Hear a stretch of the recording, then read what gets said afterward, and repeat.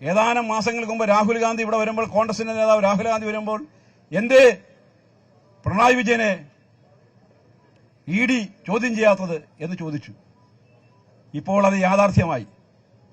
കഴിഞ്ഞ ദിവസം കേരളത്തിന്റെ മുഖ്യമന്ത്രി വി ഡി സതീശൻ നരേന്ദ്രമോദിയെയും ആഭ്യന്തരമന്ത്രിയും എല്ലാം പോയി കണ്ട് അതിനുശേഷമാണ് ഇങ്ങനെ ഒരു പ്ലാൻ നടത്തി കൃത്യമായും ഈ റെയ്ഡ് നടത്തി. ഇത് രാഷ്ട്രീയമായിട്ടുള്ളതാണ്.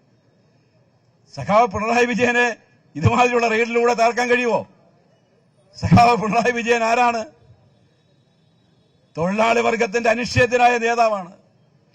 ഒരുപാട് ഒരുപാട് ഒരുപാട് മർദ്ദനങ്ങൾ ഏറ്റുവാങ്ങി, ഒരുപാട് ഒരുപാട് അടിച്ചമർത്തലുകൾ ഏറ്റുവാങ്ങി, ഒരുപാട് ഒരുപാട് കള്ള പ്രചാരവേലകളെ അതിജീവിച്ച് ഇന്നും ഈ 80-ാം വയസ്സിലും ഇടതുപക്ഷ ജനാധിപത്യ മുന്നണിയെയും കമ്മ്യൂണിസ്റ്റ് പാർട്ടി ഓഫ് ഇന്ത്യ മാർക്സിനെയും നേതൃത്വം കൊടുത്തുകൊണ്ട് ഇന്ന് കേരളത്തിലും ഇന്ത്യയിലും നിറഞ്ഞു നിൽക്കുന്ന നേതാവാണ് സഖാവ് പിണറായി വിജയൻ.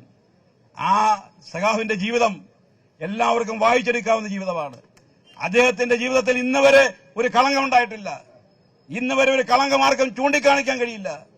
നിസ്വാർത്ഥമായ ഒരു കമ്മ്യൂണിസ്റ്റുകാരന്റെ പ്രവർത്തനത്തോടുകൂടി ഈ കേരളത്തിൽ പ്രവർത്തിച്ച ജനങ്ങളുടെ എല്ലാം പിന്തുണ നേടി മുന്നേറിക്കൊണ്ടിരിക്കുന്ന പ്രിയങ്കരനായ സഖാവ് പിണറായി വിജയൻ സഖാവിനെ തേജോവധം ചെയ്യുന്നതിനും അദ്ദേഹത്തെ മോശമായി ജനങ്ങളുടെ മുമ്പിൽ ചിത്രീകരിക്കുന്നതിന് വേണ്ടിയിട്ടുള്ള ഗൂഢാലോചനയുടെ ഭാഗമായിട്ടാണ് നരേന്ദ്രമോദിയും അതേപോലെ തന്നെ നമ്മുടെ സതീശനും ചേർന്നിട്ടുള്ള ഒരു വലിയ ഗൂഢാലോചനയുടെ ഭാഗമായിട്ടാണ് ഇന്ന് റെയ്ഡ് നടത്തിയിരിക്കുന്നത്.